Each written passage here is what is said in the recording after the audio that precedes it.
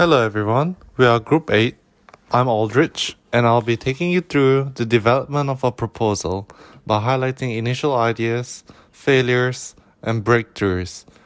The presentation consists of videos and still images to showcase our design process from concept to prototype. It will cover aspects of timber and plastic fabrication methods to photogrammetry, and then finally, augmented reality. Firstly, we looked into the definition of 7 different play patterns to create a framework that would inform our design scope and aims. Secondly, we developed an image board from the keywords we extracted from our brainstorming exercise in week 1. Several images from this board were then picked to be further developed. Then we looked at a range of architectural precedents that display similar characteristics as the selected images in the previous slide. Here, we narrowed into 4 precedents. The first displays a Voronoi tessellated form, the second a swarm composition, the third a tensile canopy, and fourth additive geometry. We then developed analog models based on observations of the precedents to understand its formal qualities. From the left, the tensile structure, the swarm, the Voronoi, and then the additive geometry. For each of the analog models, we proceeded to 3D scan to convert it into a digital model and experimented with grasshopper scripting to produce different iterations of the form. Grasshopper scripting is perfect for form finding. It allows us to create multiple iterations of different forms in a short period of time simply by just adjusting the parameters in the script. We encountered difficulty in the scanning process due to the reflectivity of the material. We then built it digitally using Kangaroo and Weaverbird to create the model as you see before us.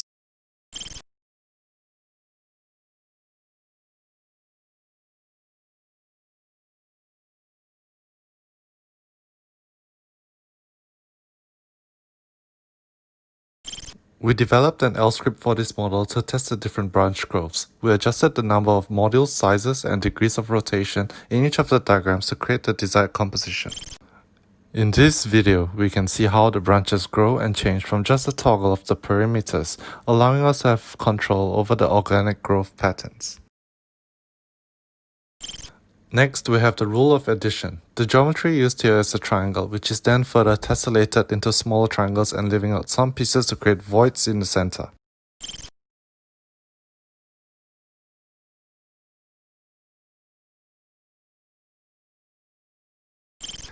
We looked into the rules of the Sudoku game and simplified it into color-coded nodes and models, which are then attached into the script to create an organic composition that can be easily assembled and disassembled.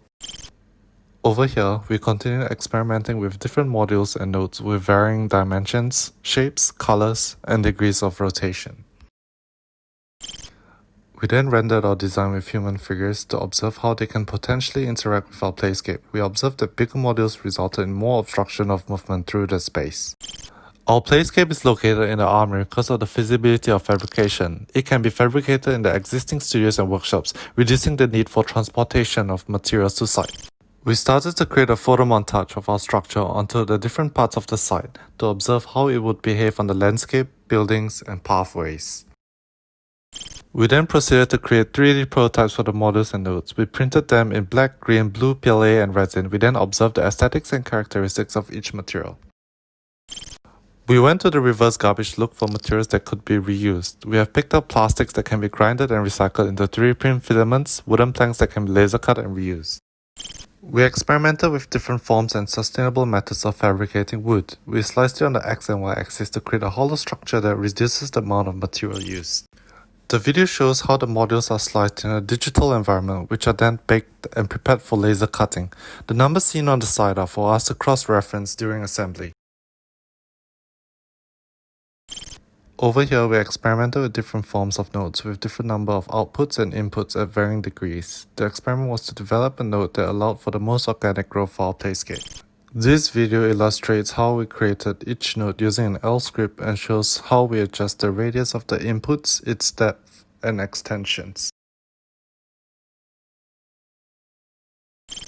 We then put it into Cura to grab an estimate of the fabrication costs, the location of the supports, the materials needed, and to observe if it fits into the 3D printing bed.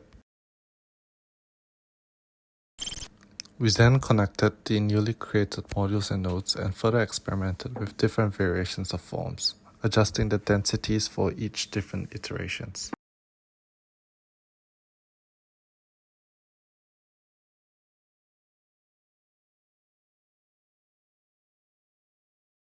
Here's a recorded video showing how we created and adjusted the forms in a digital environment and showing the organic growth of the structure.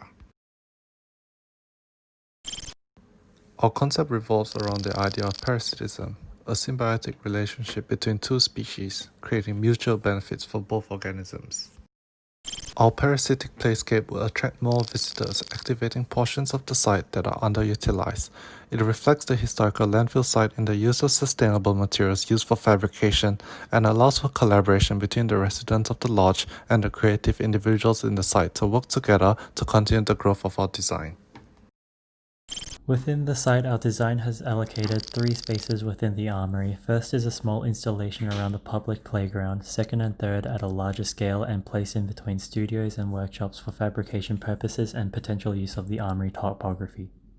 Initially, the photogrammetry was intended to visualize our design on the allocated 3 spaces. However, encountering a problem from poor quality photos, not meeting the 60% photo requirement, has led to either no data on specific areas, leading to fragmented meshes and misaligned photos that auto-align to the center.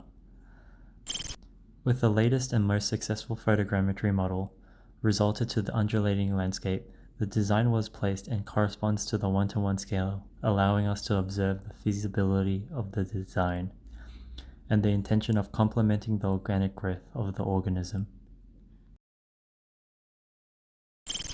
Since the result of photogrammetry is not what we were looking for, so we place our design into AR. The AR game application makes our design more interactive and diversified. It completely connects and merges various users and seamlessly activates the entire site. This is how we play the AR game in our classroom. The inspiration of the color module based on the rule of Sudoku games and the technology of AR combines our design idea from both real world and the virtual world. It does not limit the player's position to enjoy the game. Players can play our game in both indoors and outdoors, or even anywhere. The design of the game allows single users and even multiplayers to participate at the same time, allowing them to work together to build a specific structural prototype within a limited time. Finally, this clip shows how multiplayers assembling the hollow structure models together. The reason why we choose hollow structure because we thought hollow structure can save the amount of material used in production, and it is more light in weight. Children can hold the entire models easily. We proposed to encourage users to bring their own recycled materials such as wooden panels and recycled plastic. Then the artists inside the studio can turn this material into some filament for 3D print.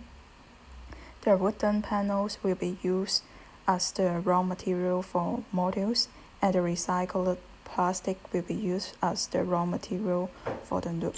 In conclusion, we have developed a playscape that creates a symbiotic relationship with the site. The playscape grows over time through collaborative efforts in assembly and creates a backdrop in a park that draws in more visitors, enriching the site and creating more activities.